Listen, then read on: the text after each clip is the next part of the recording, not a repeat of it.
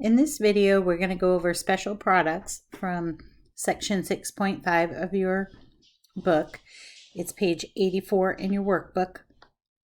So there are some patterns that you should see when you're doing the multiplying of binomials.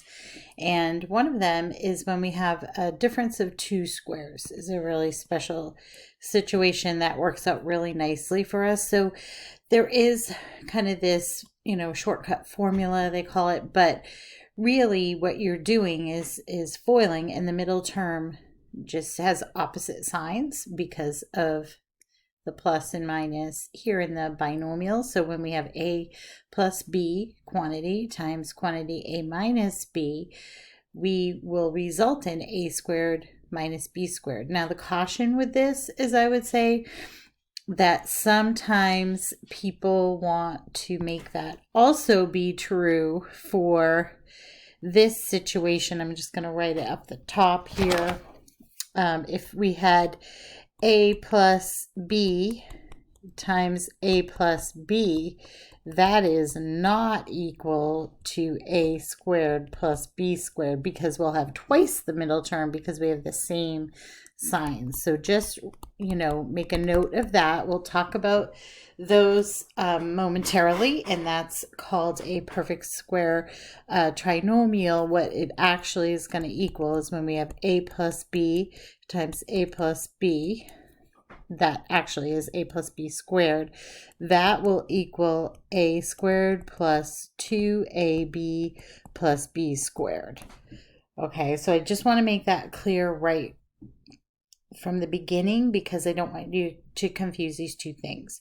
So that's a little introduction there. And difference of two squares, it's labeled as such because you can see there we have two squares and there's a minus sign, which we call difference when we're subtracting. Okay, so let's look at example 6.35. Multiply and simplify each expression. So A is n minus 5 in parentheses times quantity n plus 5 in parentheses. So we notice that we have the same lead variable there of n. We have opposite signs here and here, and then we have the same constant there. So if we FOIL that, which we're going to do first, we're just going to do it out the long way. Firsts are n squared, n times n. Outsides, we would get plus 5n. Insides, we get minus 5n. And last, we get minus 25. So you'll notice here that when I go to calculate out and combine like terms, I have 5n minus 5n, or I should say simplify. Then I'm going to end up with n squared minus 25. So that fits the pattern that we were talking about earlier up here. Now this one, go ahead and try for classwork. It's a little bit different because you have a variable on that second term there. So we're going to look at our lead term, I should say, is 6x times 6x. So that would be 36x squared. So you can pause at any time and do this on your own and try it. Then we have the outsides is going to be plus 6x times 2y is going to be 12xy. Insides will be minus 12xy. And last will be minus 2y times plus 2y. So I'm going to have a minus 4y squared. Then the middle terms literally cancel. And then we have 36x squared minus 4y squared. Now, one thing I want you to notice here is if I'm using this pattern and I do this as a squared minus b squared as my pattern, saying a equals 6x and b equals the 2y, right? So I'm just following up using the formula method instead of stretching it out. Then notice this 6x, that really has to be in parentheses when I plug it in for a. That's really important because you need to square both factors of that. We have a product to power rule going on here. So we would have the same answer, 36x squared minus 4y squared in the long run. So I would say a common mistake is people will just write that as 6x squared here. So watch for that, be careful, and use parentheses when plugging in. That or into formulas. In general, that's really good practice. Okay, so we just have one more page of this. It's a pretty short lesson on this one. Warning, it is interesting to note that while we can obtain a product like a squared minus b squared, it is impossible to obtain a product like a squared plus b squared. There are no two binomials in the real number system in which are multiplied to obtain a sum of two squares. Do not be fooled, though. There are products of two binomials out in the world that will result in the sum of two squares, just not in this course. So we're talking about the scope of our course. You should not have that. If you have that situation and it says like something like factor it, you're going to say prime all the time. We would need to use imaginary numbers, and that's not in this course. So just want you to notice that little thing there. So now we're going to look at page 85, perfect square trinomials. So that's what I was talking about up above, where you have a situation that you have a plus b all squared.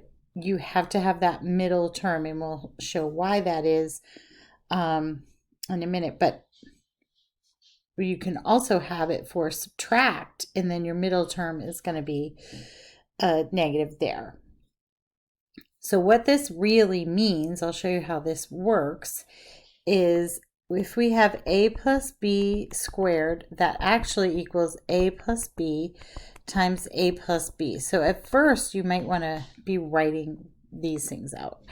And then when I multiply it out, I'm going to get a squared plus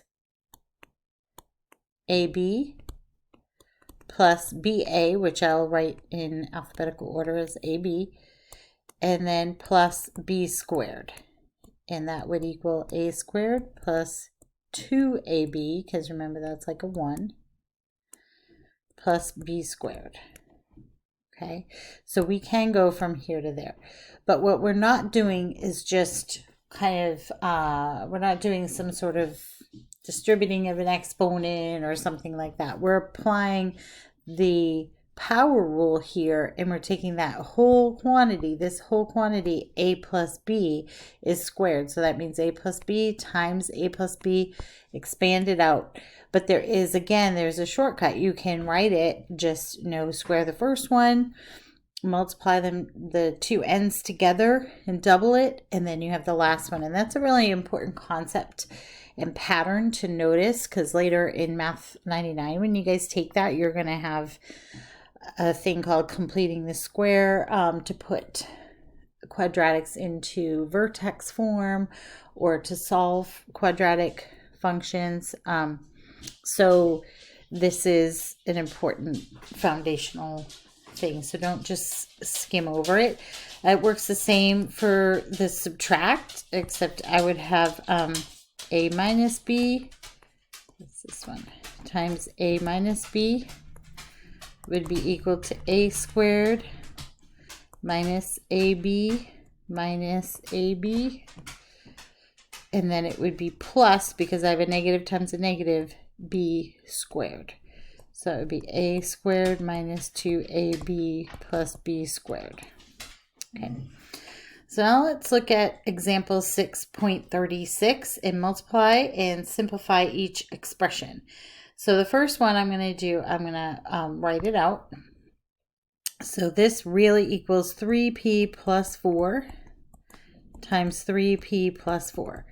Now I do notice that students really tend to just write this incorrectly. They'll write, 3p squared. It really should be 9p squared anyway, but they'll just usually write 3p squared plus 4 squared, and that's it, and it's not correct. You'll get it wrong every time, and I won't give you any credit at all for that. So better to stretch it out if you get confused as to which rule is which. It's better to memorize concepts or understand concepts rather than just rote things that you could get confused on. So again, FOIL, we're going to get 3p times 3p would be 9p squared. And then we have 3p times 4 will be plus 12p. 4 times 3p is plus 12p. And then 4 times 4 is going to be 16.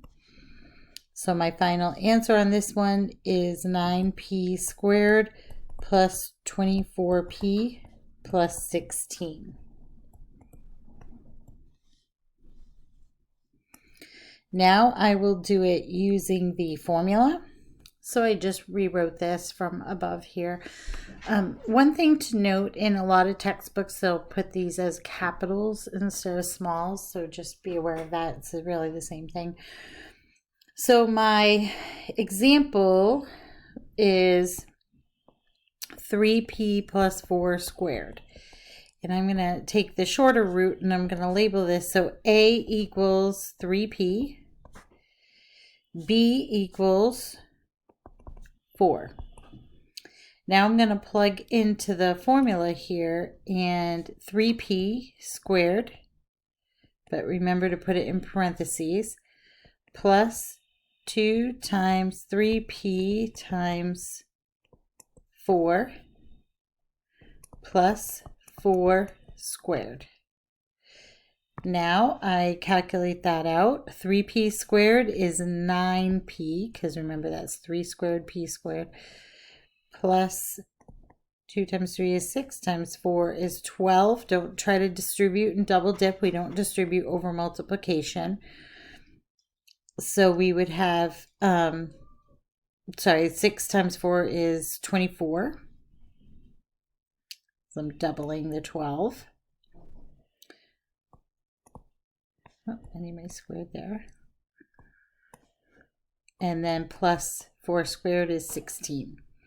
So I get the same exact answer. And that's why I want you to stretch it out at first. So that way you're really noticing that doubling situation, right? So here we have, this is our key thing for the middle term, the 3p times 4, but then we double it. And we'll get the right answer every time. Also, I think it's easier to make a mistake here when you're first new at this than if you were stretching it out like that. 3p times 3p, you clearly see that should be 9p. So until you're comfortable, I mean, I would try both to see and get used to it. So this next one you can try as classwork or just follow along with me. It's the same process. It's actually very similar to what I just did here, except x and y instead of a and b. So I would have x squared minus 2xy, just multiplying these together, and then plus y squared. And we can check that. This may be a good way to do it at first, like use the pattern and then check by doing it the long way to see if you're right. Minus xy, we'll just keep it all in alphabetical order there.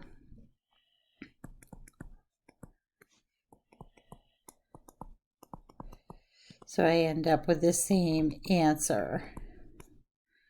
So we're good.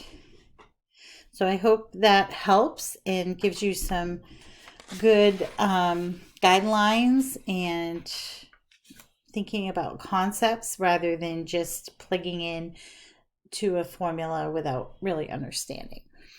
So have a great day.